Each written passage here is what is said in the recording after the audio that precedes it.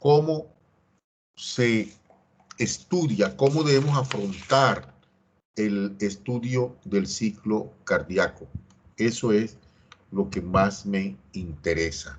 ¿Ok? Entonces, prestemos la atención a la clase que allá vamos a llegar. Entonces, a ver, yo estoy seguro que algunos de ustedes tienen algún conocimiento sobre el ciclo cardíaco, pero de pronto se trata simplemente de ponerle un orden a los conocimientos que ya ustedes tienen. Es bueno entender primero cómo no se debe o cómo no debemos estudiar nosotros el ciclo cardíaco, sobre todo pensando en nuestro desempeño, Nosotros no debemos estudiarlo en serie. ¿Qué significa en serie? Significa que usted coge primero los eventos eléctricos, entonces dices, hombre, lo primero ocurre un evento eléctrico en el corazón, se despolariza la aurícula, luego se despolariza el ventrículo, etcétera, etcétera. Esto genera una respuesta mecánica, entonces viene la contracción de la aurícula, luego de la contracción auricular, pues ella se relaja, luego viene la contracción ventricular y el ventrículo impulsa sangre hacia la aorta. Es decir, a estudiarlo así no nos ayuda mucho, ya, desde el punto de vista de nuestro desempeño, porque, por ejemplo, la gracia nuestra, una de las gracias nuestras, de las razones para que nosotros comprendamos bien el ciclo cardíaco desde lo fisiológico, es que se sustenta las características semiológicas cuando hay daños ya en las válvulas. Entonces usted tiene, hombre, que saber si estás en una diástole, si estás en una sístole. Tú dirás, bueno, profe, pero para eso, ¿qué necesito yo saber? ¿Aló? ¿Aló? ¿Me están escuchando? Sí, profesor, estamos escuchando. Sí, profe. Me hubiera salido. Sí, profe. Bueno, entonces, listo. Entonces, usted simplemente comprendiendo esto se va a ayudar para entender la semiología. Entonces, a ver, ¿cuál es la mejor, para mi concepto, la manera más práctica para nosotros los médicos de estudiar el ciclo cardíaco? Bueno, primero, definámoslo. Porque yo les decía esta mañana a los compañeros del otro grupo que de pronto el término ciclo cardíaco nos confunde un poco, porque todos decimos enseguida, no, ciclos que se cumplen en el corazón, eventos que se desarrollan en el corazón y que se repiten, ¿verdad? Pero resulta que realmente en las gráficas de ciclo cardíaco no solamente se incluyen elementos del corazón o fenómenos que ocurren en el corazón, sino que también se incluyen fenómenos que ocurren en otras estructuras diferentes al corazón, por ejemplo, en la aorta. Miren, por ejemplo, en ese que le estoy presentando, como es una gráfica de ciclo cardíaco clásica, típica, así está, esa es tomada del libro de Arthur Guyton. Fíjense que aparece la evolución de la presión aórtica, ¿verdad? Entonces, la aorta no forma parte del corazón, pero sí está involucrada en los ciclos cardíacos. ¿Por qué? Porque se necesita para poder comprender muy bien cómo funciona el corazón. Entonces, listo, nosotros podemos definir el ciclo cardíaco, fíjense, de esta manera, como ese conjunto de fenómenos eléctricos, hemodinámicos y sonoros que ocurren en el corazón y los grandes vasos. ¿Cuáles son los grandes vasos a los que hago alusión? A la aorta y a las yugulares, que son tributarias de las cavas. ¿Está claro? Entonces, o a la yugular, que es tributaria de la cava. Entonces, hombre, digamos que con ese concepto ya nosotros nos ubicamos. Oye, sí, entonces el ciclo cardíaco no es solamente fenómenos que ocurren en el corazón, sino que también fenómenos que ocurren en la aorta y fenómenos que ocurren en las venas, en las grandes venas. Perfecto. Listo. Ahora, fíjense, y ese es un concepto que lo maneja así Guyton, usted puede decir conjunto de fenómenos eléctricos. Claro, en el corazón hay un conjunto de fenómenos eléctricos que se repiten y se repiten y se repiten. Es el denominado, las despolarizaciones que ocurren. Despolarización en la aurícula o excitación auricular, despolarización de los ventrículos o excitación ventricular. Ya, son esos fenómenos eléctricos. Pero también ocurren fenómenos hemodinámicos, sí. Recuerden cuando hablamos de la ley básica de la hemodinámica, ¿a qué nos referíamos? A resistencia, flujo o volumen y presión. Entonces, porque cuando se dice aquí en la definición de ciclo cardíaco que hay fenómenos hemodinámicos, hombre, fenómenos que de cualquiera de esas tres variables, entonces encontramos variaciones de presión. ¿Variaciones de presión a dónde? En las cámaras cardíacas, ventrículo, aurícula y en la aorta. Ya fíjense en la gráfica hay, está la gráfica de presión en la aorta.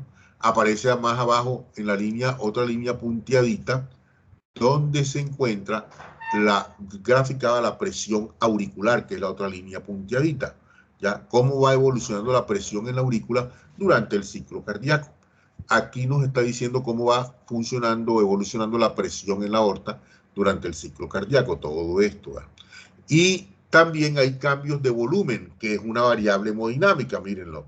Aquí está cómo evoluciona el volumen ventricular en este caso durante el ciclo cardíaco. Y los fenómenos sonoros que aparecen aquí debajito, aquí abajo, con el primer ruido, el segundo ruido, primer ruido del siguiente ciclo y segundo ruido del siguiente ciclo. Y aquí más o menos casi en la mitad está también o existe un tercer ruido que se presenta en las personas, es decir, así como nosotros, las personas jóvenes, ¿no? Se nos presenta ese tercer ruido cardíaco. Por ejemplo, en ustedes también hay ruidos cardíacos. A ver, en el doctor Amariz está por ahí. El doctor Amariz está por ahí. Rafa, ¿estás por ahí? No. Bueno, entonces no digo nada. Bueno, pero en el doctor Amariz ya no hay tercer ruido cardíaco. En la doctora Nuri, menos habrá tercer ruido cardíaco. El único de nosotros de fisiología que tiene ruidos cardíacos, tercer ruido cardíaco, perdón, soy yo, el más joven de todos, el más pelado. Bueno, muy bien. Entonces, ese tercer ruido cardíaco es normal. Y también cuando estudiamos el ciclo cardíaco, lo estudiamos a él. Bueno, entonces, eso es una recomendación. Ahora, cuando ya nos vamos a meter a estudiar el ciclo cardíaco, les hago la siguiente recomendación también. No lo haga en serie, o sea, no se ponga a hacer la descripción que yo hice al principio. Se despolariza la aurícula, luego hay una despolarización de los ventrículos, luego los ventrículos se repolarizan, mientras que la aurícula se repolariza también previamente, pero eso es enmascarado, ese fenómeno es enmascarado por la despolarización de los ventrículos, etcétera. No, eso no nos conduce a nada así. Eso yo le llamo estudiarlo en serie. Después cogemos los cambios de volumen, los describimos. Después cogemos los cambios de presión, los describimos. Así no. Sino yo le llamo estudiarlo en paralelo. ¿Qué significa eso? Hombre, que usted coge hombre, sí, se presentó la despolarización en la aurícula. Dejas el fenómeno eléctrico ahí. Entonces revisas qué pasa, por ejemplo, con el cambio de volumen o con el volumen ventricular en ese momento, mientras la aurícula se está despolarizando, mientras se está desarrollando la onda P, ¿verdad? Luego revisas qué pasa con el volumen ventricular, con la presión ventricular también, que aparece aquí representada en la línea roja esta, ¿verdad? Y también puedes ir viendo qué está pasando con la presión auricular, y mientras tanto también, y vas viendo también qué va pasando mientras tanto con la presión en la aorta. Eso le llamo yo estudiar en paralelo, y eso es lo que más nos ayuda a nosotros. Bueno, entonces les decía que estudiémoslo de esa forma, en paralelo. Vamos despolarizando la aurícula y vamos mirando qué pasa. Luego despolarizamos el ventrículo y vemos qué pasa en todas las demás variables. Y luego repolarizamos el ventrículo y miramos a ver qué pasa en las otras variables y así sucesivamente. También les recomiendo imaginarse que usted le toma una fotografía al corazón inmediatamente antes de que se despolarice, inmediatamente antes de que se presente esta ondita que se llama onda P del electrocardiograma. Digamos, en este instante, ahí antes, nosotros le vamos a tomar una foto, imaginamos que le tomamos una foto y vamos a mirar, vamos a concentrarnos en mirar cómo están las válvulas y las paredes cardíacas. Entonces, en ese instante, ¿cómo están las válvulas? Hombre, la válvula las válvulas auriculoventriculares, porque eso ocurre en los dos lados del corazón, están abiertas. Óigase bien, hasta ese momento están abiertas. Mientras que las válvulas sigmoideas, tanto la aórtica como la pulmonar, están cerradas. La pared ventricular está relajada, está en diástole. La pared auricular está relajada, está en diástole. Digamos que tomamos esa fotico ahí. Aquí lo más importante es tener en cuenta lo que está ocurriendo con las válvulas en ese momento. Hasta ese momento también en el que tomamos la foto, nosotros alcanzamos de pronto a registrar, si es una cámara bien dinámica, alcanzamos a registrar que hay movimiento de sangre desde la aurícula al ventrículo. Así sea en poca cantidad, pero lo hay, porque la válvula está abierta y porque la presión en la aurícula es mayor que la presión en el ventrículo en ese momento. Miren aquí cómo se nota, cómo se nota. Miren que la línea punteada de presión en ese instante está un poquito por encima que la línea de presión del ventrículo. ¿Ya? Entonces hay algo que está fluyendo de sangre de aurícula a ventrículo por diferencia de presión. Bueno. Entonces, ya está también, mientras tanto, la presión en la aorta viene disminuyendo. O estamos viendo la presión y Hércules está disminuyendo la presión, ¿ya? ¿Ok?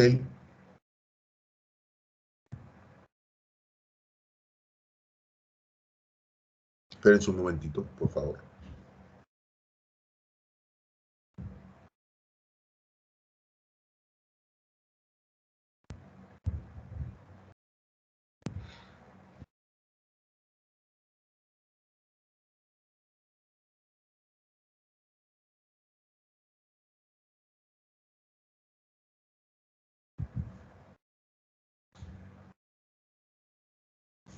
Un momentico.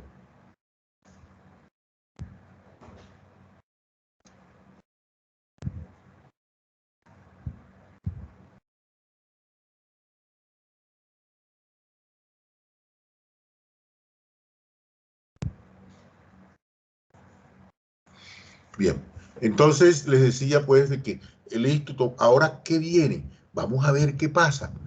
Ustedes saben que desde el punto de vista fisiológico, lo primero que debe ocurrir para que haya una contracción es una excitación y eso implica un fenómeno eléctrico. Entonces acá igual, para que la aurícula y el ventrículo se contraigan, tiene que haber previamente un fenómeno eléctrico. Entonces, en efecto así es. La aurícula, o a nivel del nodo sinusal, se desarrolla espontáneamente un potencial marcapaso.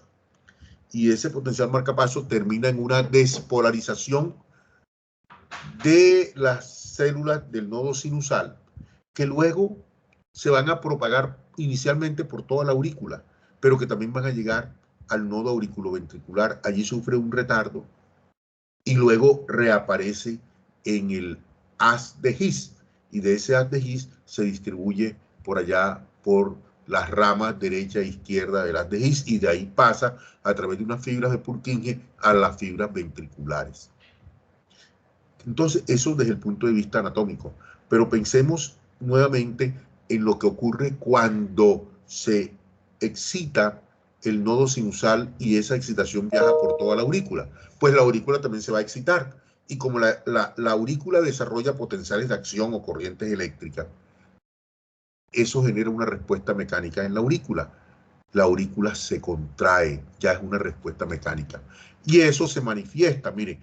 Entonces, ¿qué vamos a registrar en el electrocardiograma o a ver en el electrocardiograma? Hombre, que mientras la aurícula se va despolarizando, eso implica la subidita esta, ya la misma aurícula va generando una respuesta mecánica consistente en una contracción. Como ella comienza a contraerse, la presión en el interior de la aurícula se incrementa.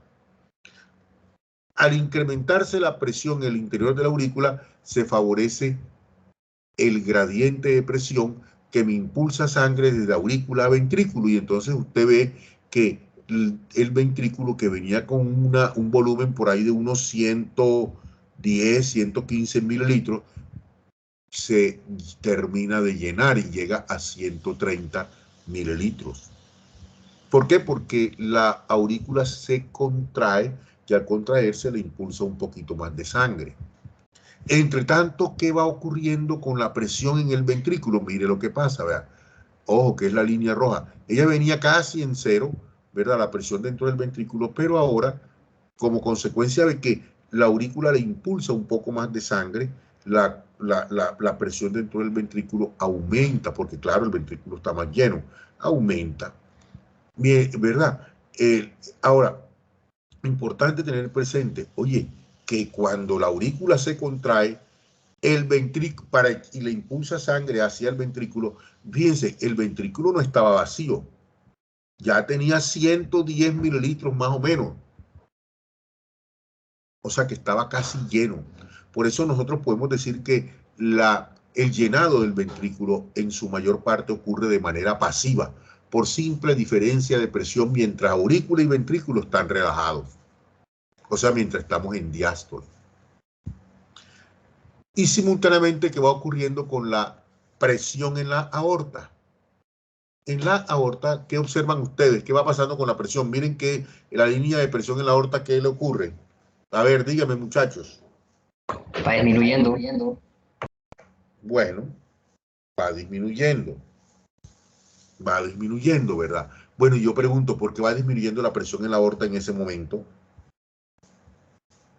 Porque están cerradas las válvulas. Bueno. Y entonces, están cerradas las válvulas. ¿Cuáles válvulas? Las semilunares.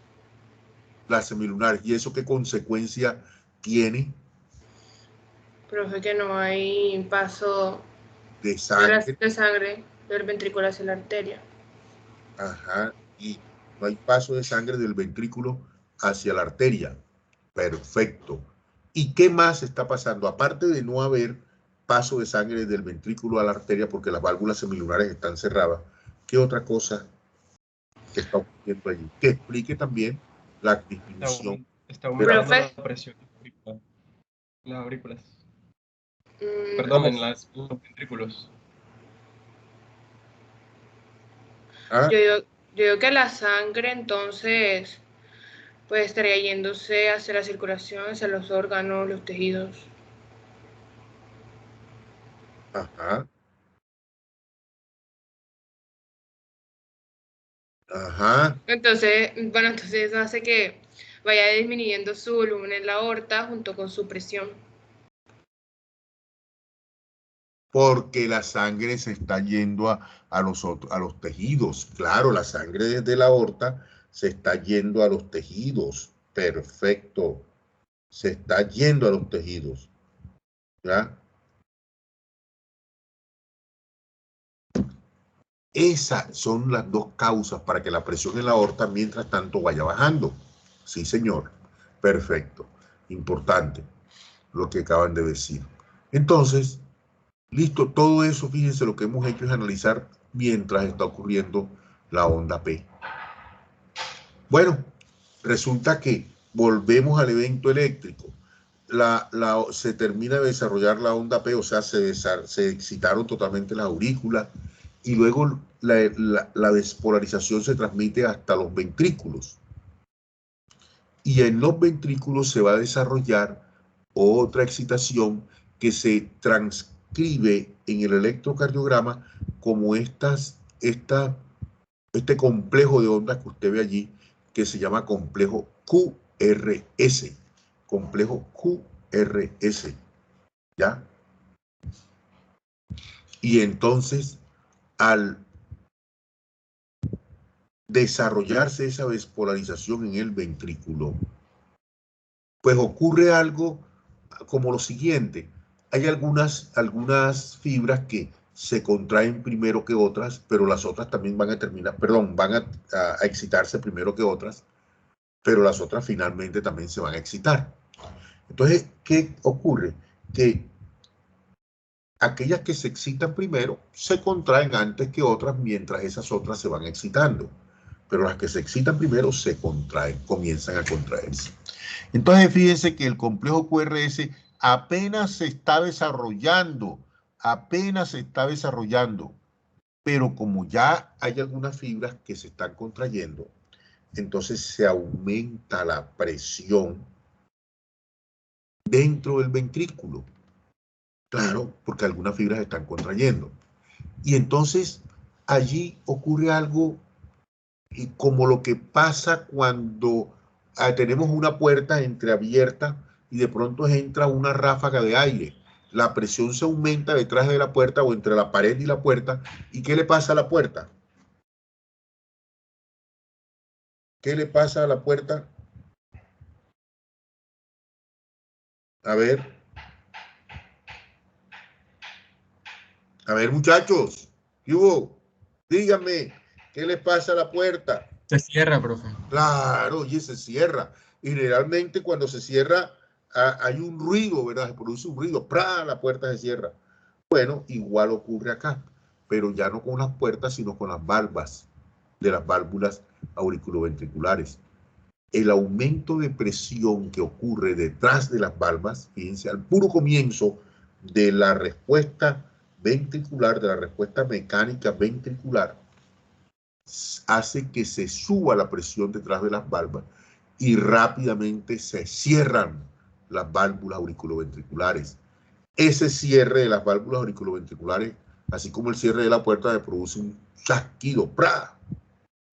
Igual ocurre acá. Se produce el primer ruido cardíaco. Primer ruido cardíaco. ¿Ok? Entonces, ese ya saben el origen del primer ruido cardíaco. ¿A qué se debe el primer ruido cardíaco? Al cierre de las válvulas auriculoventriculares. Entre tanto, se produjo ese primer ruido, pero una vez se cierran las válvulas, a partir de ese momento el ventrículo se está contrayendo, pero contra unas válvulas que están cerradas, porque estaba ya cerrada la válvula sigmoidea y ahora se cierra la válvula auriculoventricular. En definitiva, la sangre no tiene por dónde salir, la que está dentro del ventrículo.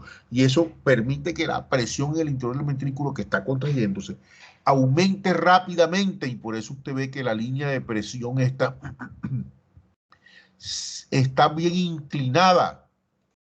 Y el volumen no está cambiando, el volumen ventricular. Eso se refleja en que la línea azul esta de volumen permanece horizontalizada.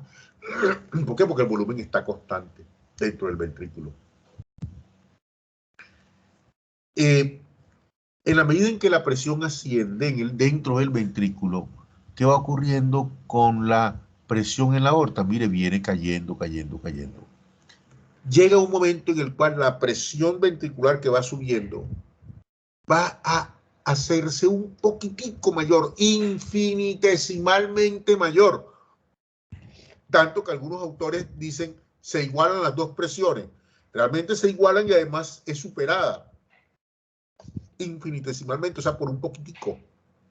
Y eso es suficiente para abrir las válvulas sigmoideas.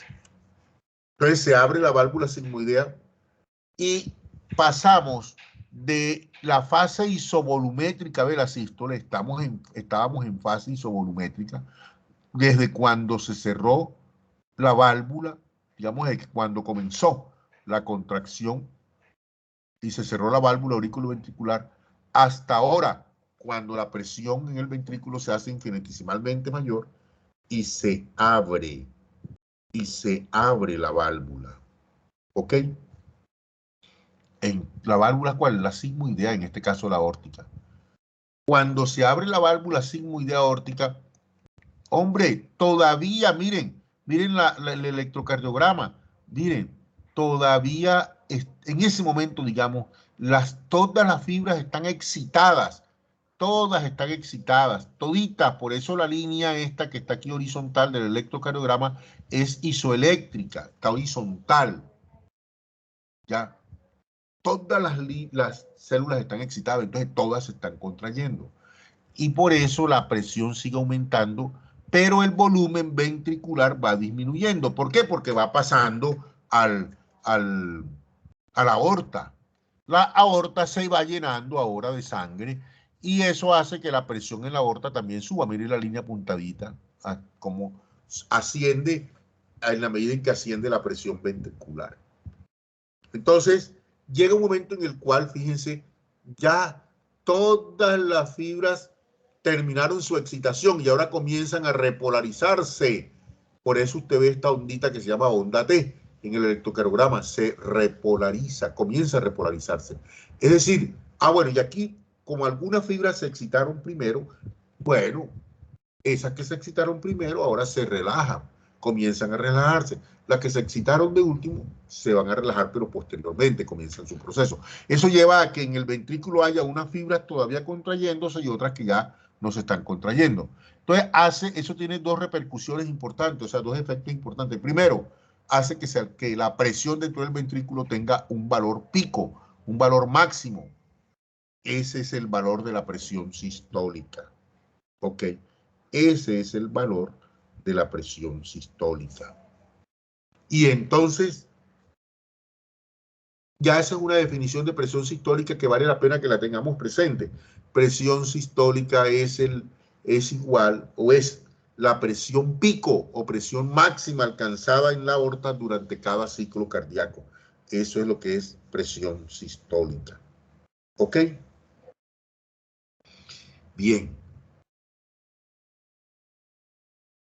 Y resulta que ahora, miren la onda T, siguen algunas otras fibras relajándose, repolarizándose, o sea, se les quita el desarrollo de corrientes eléctricas y hasta que finalmente todas están nuevamente en condición inicial.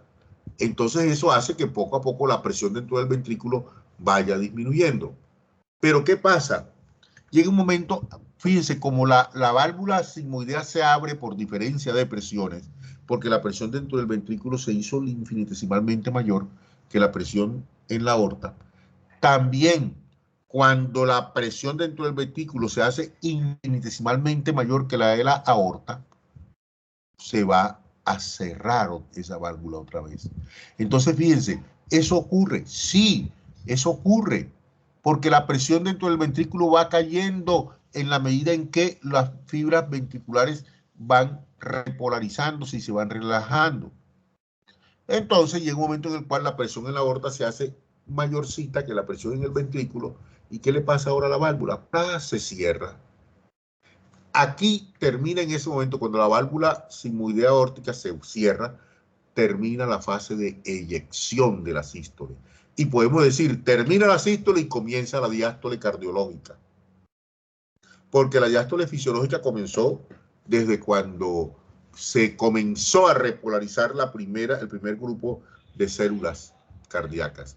Pero cardiológicamente se considera que la diástole se inicia es cuando se cierra la válvula aórtica. Entonces, de ahí en adelante, fíjense, el ventrículo está en una situación tal que la válvula aórtica está cerrada, la válvula auriculoventricular está cerrada, todavía no, ella se cerró desde acá cuando ocurrió el primer ruido. Está cerrada, ya permaneció cerrada. Importante detalle.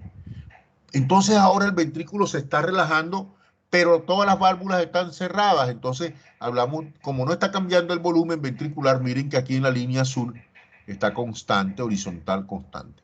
Entonces decimos que está en la fase de relajación isovolumétrica. Fase de relajación isovolumétrica que ya es parte de la diástole. Y entonces, como está relajándose isovolumétricamente, no le está entrando sangre, y las fibras siguen cada vez relajándose según el desarrollo de la onda T, oye, se va disminuyendo esa presión muy rápidamente, miren. Ahora, entre tanto, fíjense que yo les he dicho, la presión en la aurícula la válvula auriculoventricular está cerrada, pero la sangre sigue llegando a las aurículas, porque no hay una válvula que me separe a las venas pulmonares de la aurícula izquierda, por ejemplo. Entonces, eso hace de que la presión en la aurícula venga subiendo poco a poco. Por eso usted ve aquí esa subidita de la presión. Y tenemos la presión en el ventrículo descendiendo. Entonces, llega un momento en el cual la presión dentro del ventrículo se hace infinitesimalmente menor que la presión en la aurícula. Y ahora se abre la válvula auriculoventricular. Cuando se abre la válvula auriculoventricular, la aurícula todavía está relajada, pero ya hay una diferencia de presión entre la aurícula y el ventrículo. ¿Por qué? Porque fíjense que la aurícula venía subiendo su presión por el acúmulo de sangre. Hay sangre acumulada. Entonces, esa sangre que está acumulada por diferencia de presión pasa rápidamente. Y estamos en la diástole, pero ya estamos en la fase de llenado. Y como inicialmente pasa rápido, hablamos de fase de llenado rápido. Diástole en la fase de llenado rápido. Y listo. De ahí en adelante la presión en la aurícula siempre va a ser un poquito mayor que la presión en el ventrículo, y entonces eso me va a hacer que siga pasando sangre acá, siga pasando sangre de aurícula a ventrículo, pero ya en la segunda etapa, que se llama diástasis, de la segunda etapa del llenado ventricular, ya no va a pasar tan rápido, porque ya no hay un gran volumen de sangre en la aurícula, sino solo aquella sangre que va llegando de las venas pulmonares y pasa a la aurícula izquierda y de ahí enseguida al ventrículo izquierdo. Bueno, mientras tanto, todas las fibras se repolarizaron, o sea, llegaron otra vez a su estado de reposo, ya no están excitadas, y se están preparando para cuando ve, y entonces, ¿cuándo se vuelve a presentar el fenómeno? Cuando se excita otra vez el nodo sinusal, digamos, desarrolla un potencial marcapaso y eso me genera un potencial de acción en el nodo sinusal que se va a propagar nuevamente a través de los diferentes haces hacia las aurículas y llegar también al nodo auriculoventricular. ¿Qué pasa ahora? Se repite todo. Ah, un detalle importante. Cuando la válvula auriculoventricular se cierra, decíamos acá, perdón, la válvula aórtica se cierra, acá arriba, ustedes disculpen que se me escapó esto, cuando la válvula sigmoidea se cierra, ocurre el segundo ruido cardíaco. Entonces, en conclusión, el primer ruido cardíaco se debe al cierre de las válvulas auriculoventriculares y el segundo ruido cardíaco se debe al cierre de las válvulas sigmoideas. Y el tercer ruido cardíaco, que como les decía, suele presentarse en los pacientes jóvenes. Hombre, ¿por qué ocurre?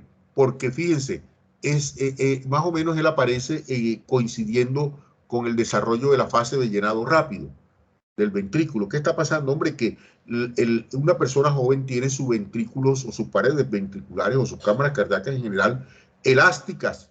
Entonces, cuando la sangre pasa a gran velocidad hacia el ventrículo, golpea contra esas paredes y las hace vibrar. Y esa vibración me produce el tercer ruido cardíaco. Cosa que no ocurre en un corazón añoso. Añoso, no mañoso, añoso. La sangre golpea en las paredes ventriculares y ellas no van a poder vibrar porque han perdido elasticidad. Entonces, ahí no se va a producir el tercer ruido.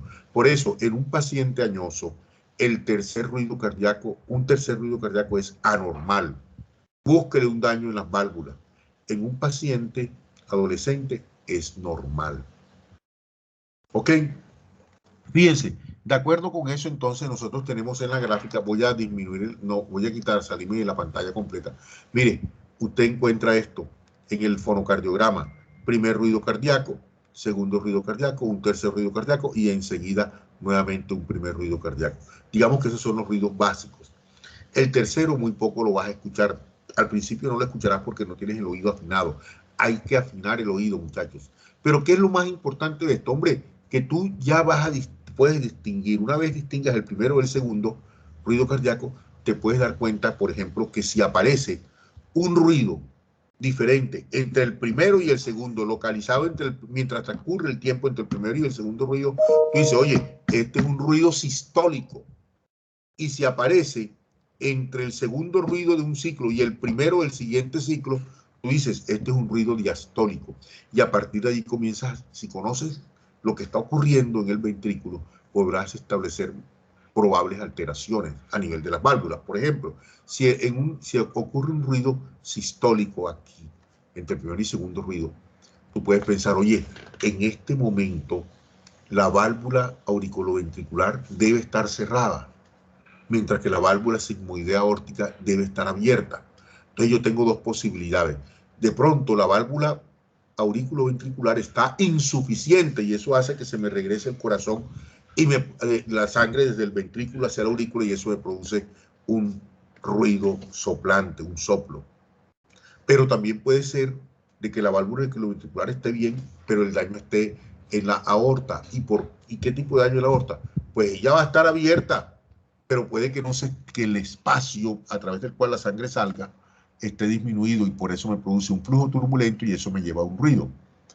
Lo que me provoca eso es una estenosis. O sea, la estenosis sería la causa, una probable causa también de un ruido sistólico. ¿Pero estenosis de quién? De la válvula sigmoidea aórtica. En cambio,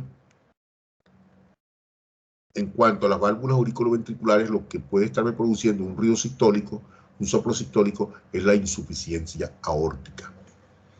Y si aparece un tercer ruido entre la diástole, durante la diástole, o sea, entre el segundo ruido y el primero del siguiente ciclo, yo tengo que pensar, oye, en ese momento la válvula sigmoidea está cerrada.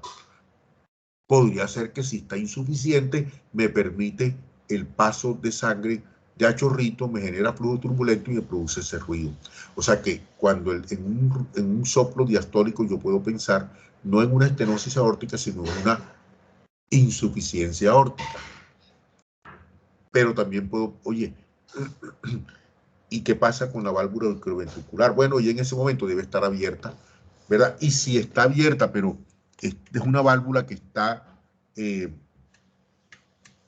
estenótica, o sea que me está dejando una luz muy reducida para que pase la sangre, entonces yo digo, oye, puede haber una estenosis y por eso de la válvula auriculoventricular y por eso se produce ese ruido durante la diástole. Mire entonces cómo va uno ubicando un probable daño. Ya después tú te ayudas con la auscultación, te das cuenta cuál es el foco en donde se siente más intenso el soplo y entonces tú deduces, oye, me aproximo más a que es una estenosis aórtica el problema. Ah, bueno. O me aproximo más a que es una insuficiencia valvular o viceversa, ¿verdad? Dependiendo de los focos auscultatorios donde más se escuche esos soplos. Bueno, listo, muchachos. Digamos que el contenido de la clase como tal es hasta aquí. No sé si algo no ha quedado claro, si todo está claro. ¿Tienen algunas preguntas que hacerme? Cuéntenme. Nos ha rendido el tiempo, tal vez porque yo he hecho la clase magistral, pero nos ha rendido.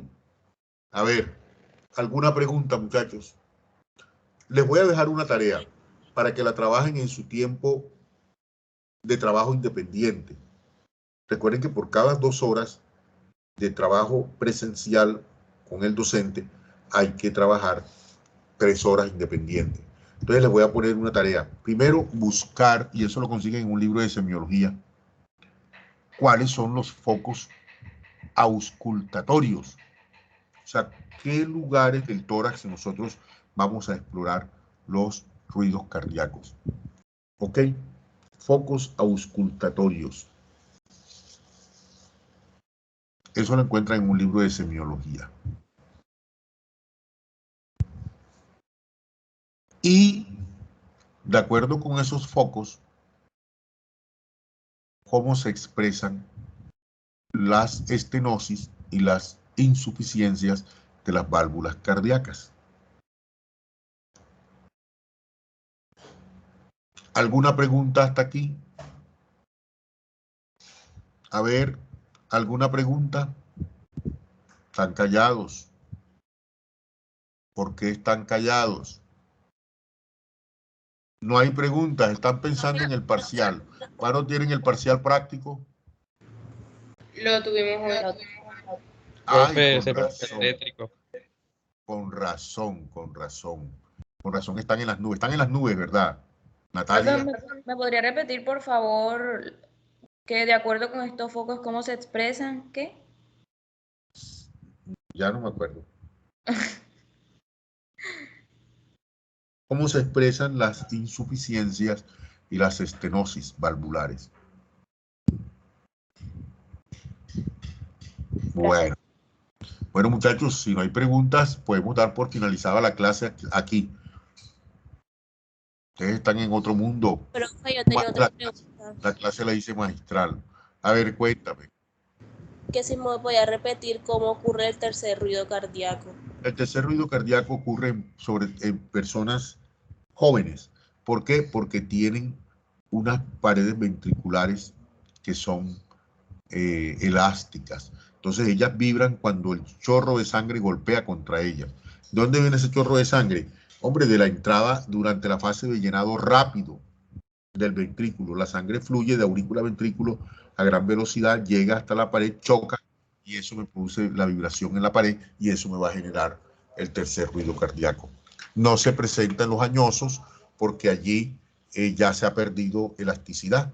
Entonces no hay tercer ruido. Si encuentras un tercer ruido en un paciente añoso, póngale la firma que es anormal.